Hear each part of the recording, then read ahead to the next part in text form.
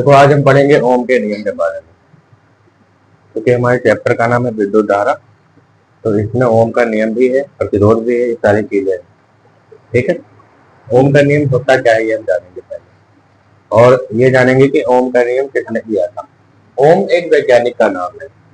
ठीक, इनका नाम है George George Simon George Simon Ohm. George Simon Ohm ने जॉर्ज साइमन ओम ने 1826 में जॉर्ज साइमन ओम ने 1826 में अलग अलग चालकों को लिया, उनके सिरों पर विभवांतर लगाया, उसमें धारा प्रवाहित की, विभवांतर और धारा के मान को अलग नोट किया और उनका रेशियो निकाला, उनका जो है अनुपात निकाला। समझ गए? तो उन्होंने देखा कि सभी चालकों के लिए अनुपात अलग अलग आ रहा है। अगर हम बराबर बराबर विभवांतर और बराबर बराबर चालक धारा प्रवाहित कर रहे थे, मतलब जॉर्ज साइमन प्रवाहित कर रहे थे, तो जब दोनों सबका रेशियो निकालते थे ना, वो सबके लिए अलग अलग मान आ रहे थे। समझ में आया? यदि किसी इस नियम के अनुसार, इसको ऐसे ब्रैकेट में लिखोगे, यहाँ लिखोगे इस नियम नियम के अनुसार, इस नियम के अनुसार क्या होता है। ओम का नियम कक्षा 10 में पढ़े हो। यदि किसी चालक की भौतिक अवस्था है, जैसे ताप, दाब, क्षेत्रफल, लंबाई, अनुप्रस्थ काट का क्षेत्रफल, ये सब अगर अपरिवर्तित हो, उसमें मतलब चेंज ना हो रहा है, ठीक, तो किसी चालक के तार पर लगने वाला, सिरों पर लगने वाला विभवांतर भी उसमें बहने वाली धारा आई के समानुपाती होता है। आई बात समझ? यही ओम का नियम है। तो इसको लिखेंगे यहाँ पे, देखो देखो यदि किसी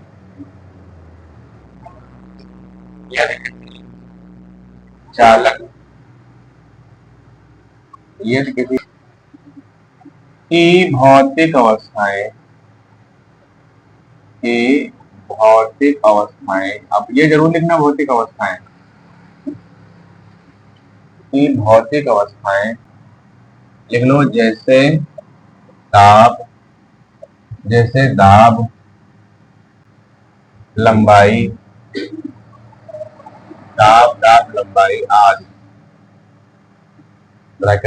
चालक के सिरों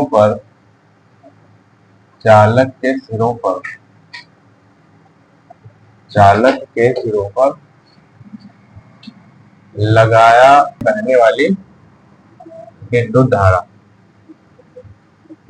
धारा यानी कि आई, ब्रैकेट करके आई है ना, चालक में बहने वाली विद्युत धारा, उसके सिरों पर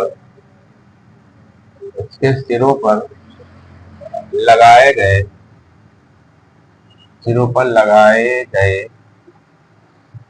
विभवांतर, उसके सिरों पर लगाए गए विभवांतर V के समानुपाती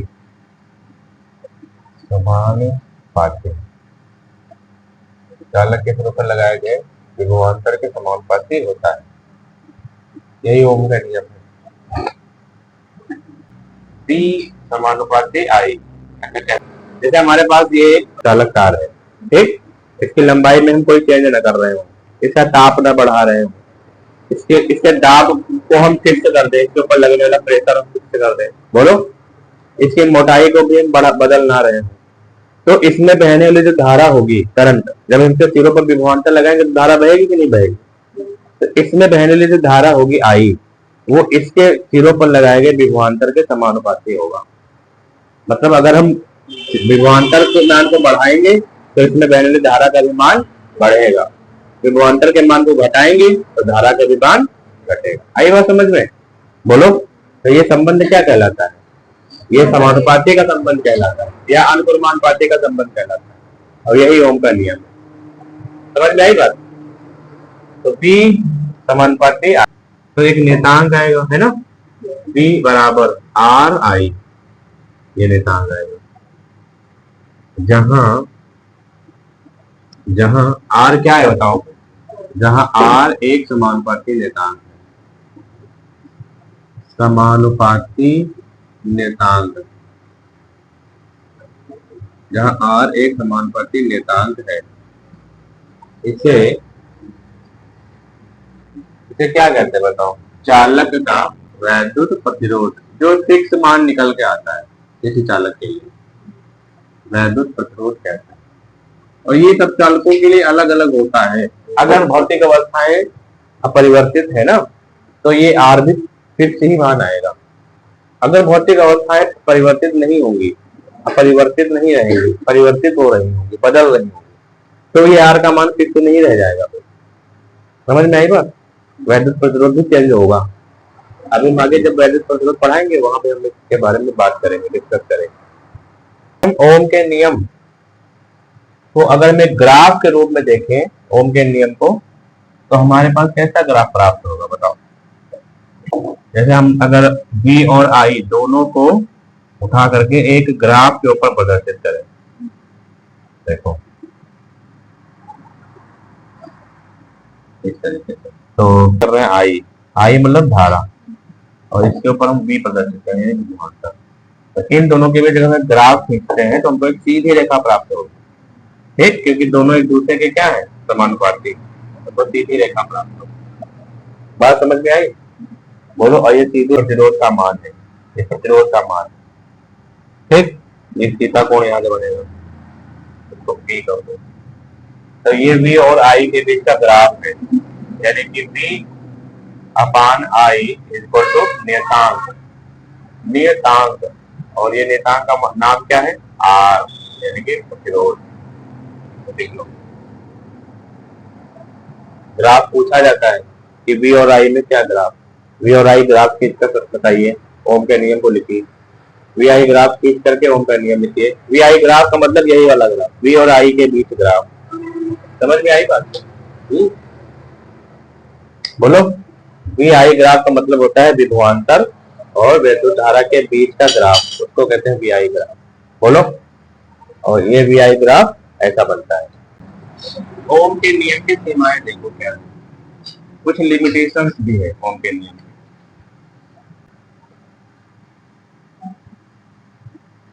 ओम के नियम,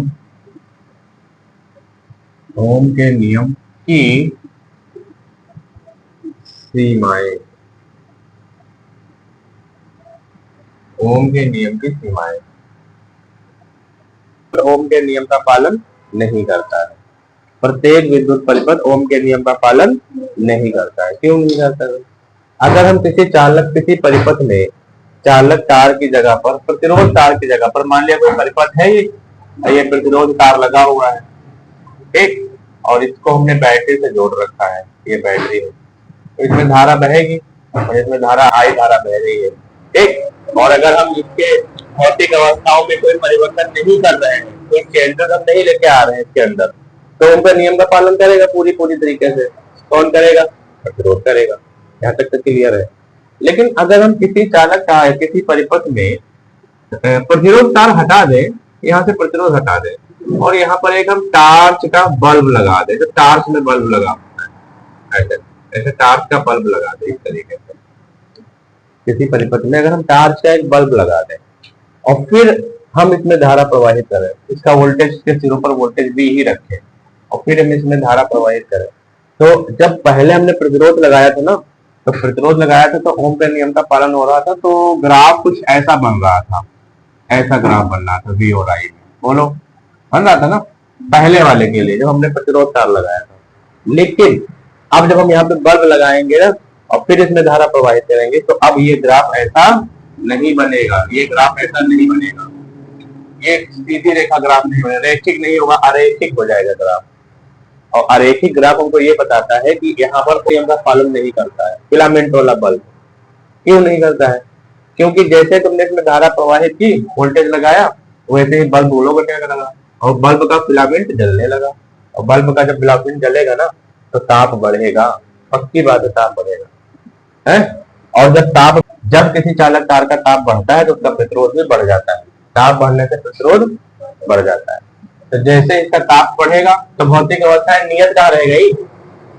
क्यों? ओम का नियम तो तभी काम करते थे भौतिक अवस्थाएं नियत हो, लेकिन जब इसको जलाओगे ना तो बल्ब के फिलामेंट का ताप बढ़ जाएगा, और ताप बढ़ जाएगा तो भौतिक अवस्थाएं नियत ही नहीं रह जाएंगी।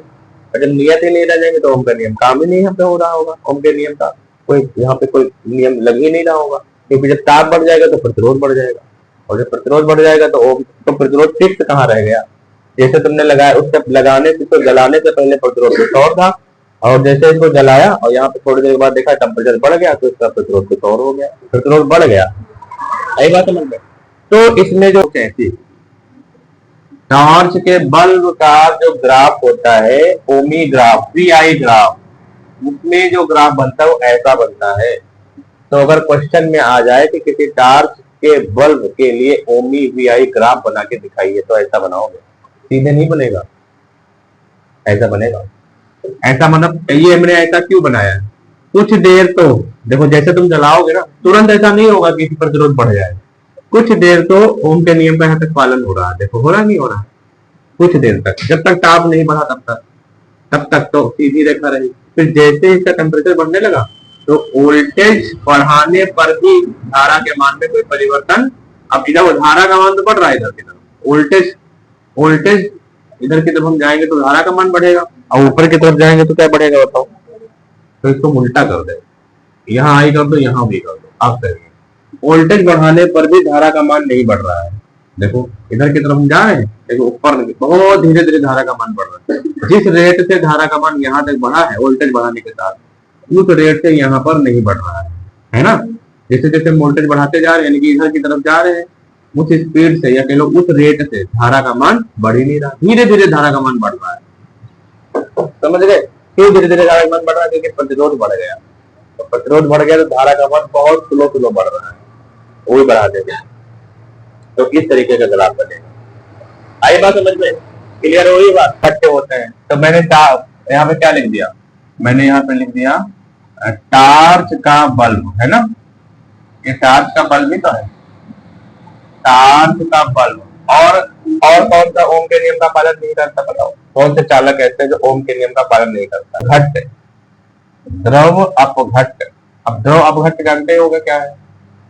पढ़े होगा, केमिस्ट्री में पढ़े होगा, विलियर्ड वाले लेसन में। द्रव अपघट्ट क्या होता है? पानी ले लो और उसमें कोई विद्युत अपघट्ट घोल दो तो बन गया द्रव अपघट्ट। ये भी विद्युत का चालक ही होता है, किसी भी द्रव का विद्युत अपघट्ट का जो विलयन होता है वो भी एक चालक ही है, क्योंकि उसमें मुक्त आयन होता है। समझ रहे हो कि नहीं? जैसे नमक पानी का घोल, ये एक विद्युत का चालक है, क्योंकि वो एक उसमें क्या हमने घोल दिया है? विद्युत अपघट्ट घोल दिया। विद्युत अपघट्ट क्या होते हैं? वे पदार्थ जो पानी में घुल करके अपने आयनों में टूट जाते हैं। तो किसी अम्ल का जलीय विलयन, किसी क्षार का जलीय विलयन, किसी लवण का जलीय विलयन भी द्रव अपघट्ट कहलाता है। आई बात समझ में? तो ये भी ओम के नियम का पालन नहीं करता है, परत भी नहीं करेगा, क्योंकि ताप उसमें भी तो बढ़ेगा फिलामेंट में। बोलो नलिका, निर्वात नलिका, नलिका, निर्वात नलिका ओम के नियम। क्रिस्टल डिस्टकारी, क्रिस्टल डिस्टकारी फायर होता है। डिस्टकारी हम अभी फिजिक्स में सबसे आखिरी वाले लेसन में पढ़ेंगे। डिस्टकारी क्या होता है? रेक्टिफायर, AC को TC में, ठीक। और ओम के नियम का पालन, थर्मिस्टर, ये एक अर्धचालक है, चालक नहीं है, अर्धचालक है। अर्धचालक और चालक में अंतर होता है, ये सेमीकंडक्टर है। ट्रांजिस्टर, ट्रांजिस्टर, ट्रांजिस्टर और रासायनिक वाल्व, रासायनिक वाल्व जैसे डायोड वाल्व। अब तो डायोड वाल्व बंद हो गए, डायोड वाल्व नहीं आते हैं, डायोड वाल्व की जगह पे सेमीकंडक्टर आते हैं।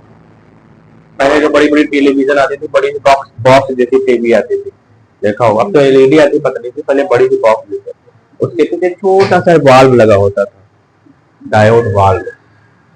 उसके जलने से चित्र दिखाई पड़ते थे। में ओम के नियम का पालन नहीं होता है क्योंकि क्योंकि इनमें क्योंकि इनमें धारा प्रवाहित होने पर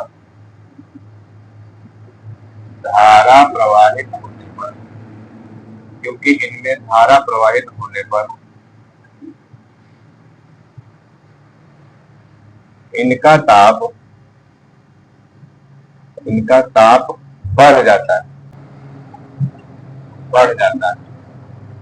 जिससे इनके प्रतिरोध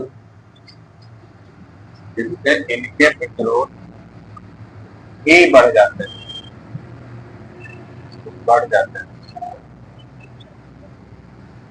समझ में आई बात। इनके प्रतिरोध भी बढ़ जाएंगे।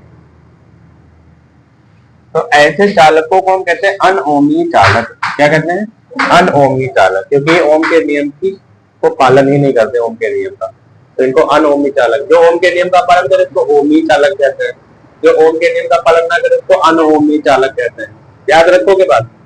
इसमें ग्राफ बना लो, ये वाले दो डायोड का, एक बना लो टार्च के बल्ब का।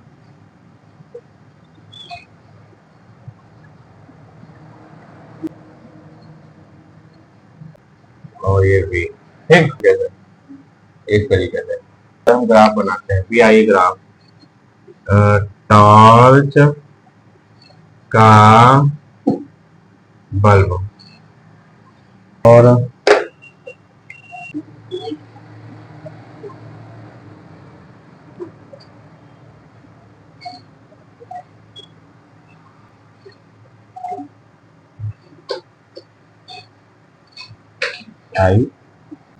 डायोड के लिए VI ग्राफ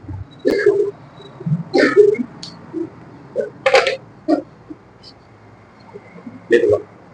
ग्राफ बना लिए नहीं? हम दोनों मिटा दिए। अब हेडिंग बनाओ।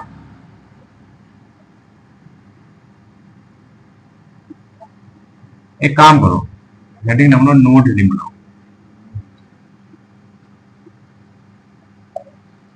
नोट हेडिंग बनाओ,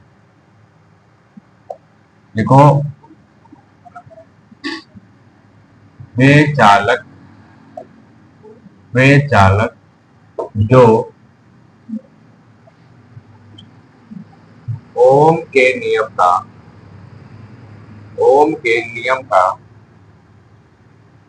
वे चालक जो ओम के नियम का पालन करते हैं,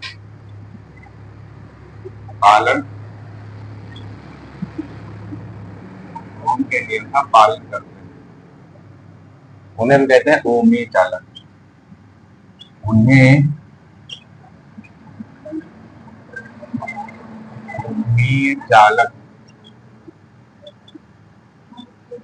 उन्हें ओमी चालक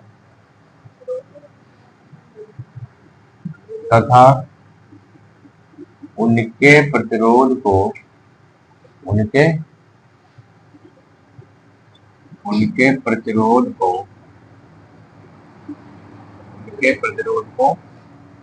ओमी प्रतिरोध कहते हैं। ओमी प्रतिरोध कहते हैं।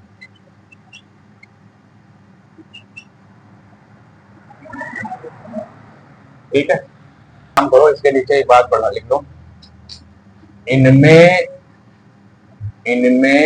VI ग्राफ रैखिक होता है। ओमी चालकों का VI ग्राफ कैसा होता है? रैखिक होता है, एक सीधी रेखा होती है। ठीक है। अब इसमें लिख लो अनओमी में वे चालक जो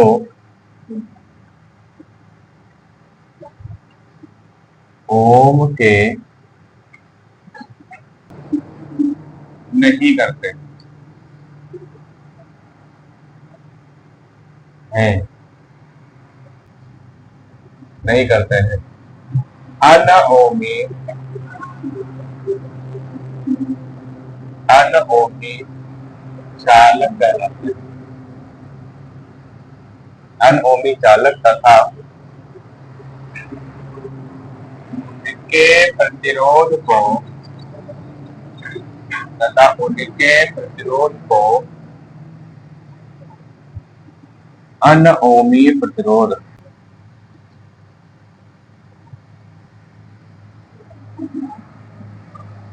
कहते हैं। अनओमी प्रतिरोध कहते हैं। इनमें VI ग्राफ रैखिक नहीं होता है।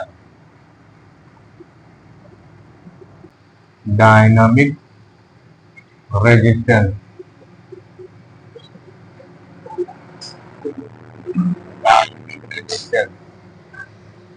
गत्यात्मक प्रतिरोध।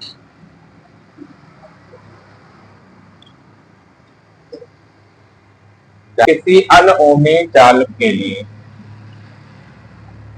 किसी अनओमी चालक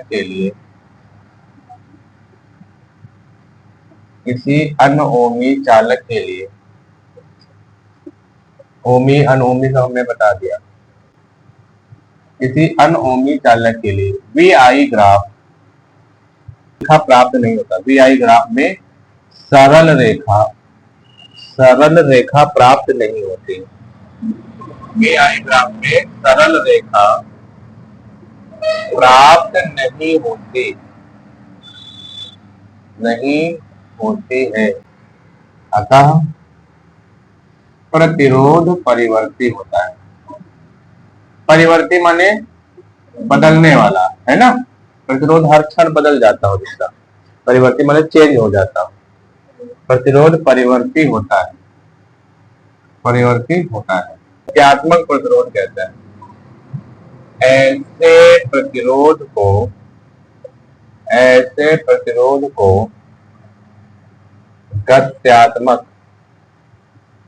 गत्यात्मक या डायनेमिक रेजिस्टेंस गत्यात्मक प्रतिरोध कहता है। ऐसे प्रतिरोध को गत्यात्मक प्रतिरोध कहता है।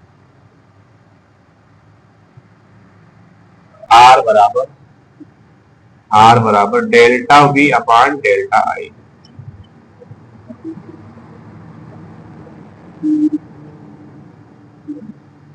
Delta V upon delta I तो नया प्रतिरोध पड़े है, लेकिन उसी प्रतिरोध को हम गत्यात्मक कह रहे हैं।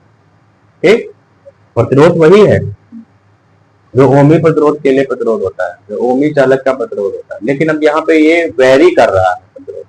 और जो चीजें वैरी कर रही है तो उसका तो नाम अलग हो ही जाएगा।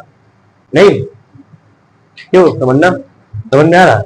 ये वैरी कर रहा है प्रतिरोध, जैसे इसको डायनेमिक रेजिस्टेंस कहते हैं।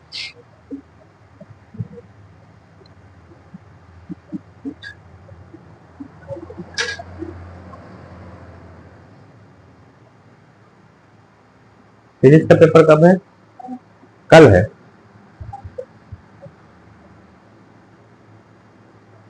किसी को कुछ पूछना है? बोलो।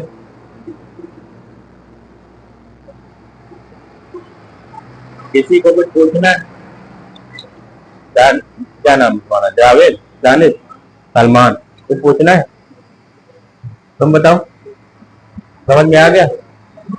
तुम बताओ ज्योति, आ गया तुमको? तुम दोनों को?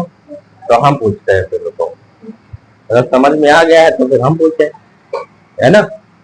पूछे, सब लोग लिख लिए ना? देखो, ओम का नियम क्या होता है बताओ तो वरना।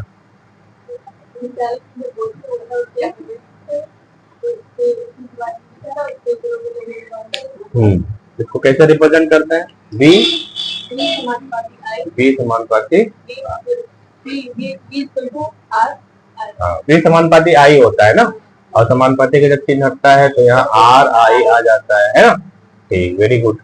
अच्छा ये बताओ जरा, हम कहते हैं कि चालक में बहने वाली धारा उसके विभवांतर के समानुपाती होती है, सिरों पे लगाए गए विभवांतर। अगर हम ये कह दें कि किसी चालक के सिरों पे लगाया गया विभवांतर V उसमें बहने वाली धारा के समानुपाती होता है। तो क्या ये बात गलत हो जाएगी? नहीं होगी ना गलत, लेकिन ये तो उल्टा हो जाएंगे ना, नहीं हो जाएंगे।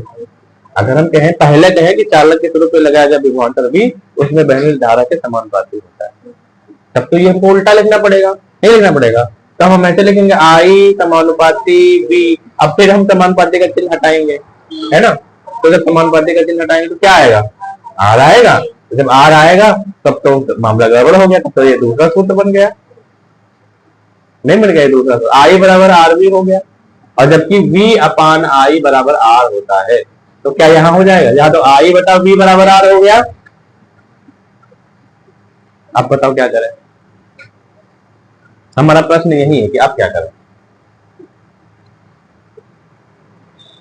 और ये तुम्हारे दिमाग में आया ही नहीं, पता नहीं क्यों। तो चलता, अब क्या करें?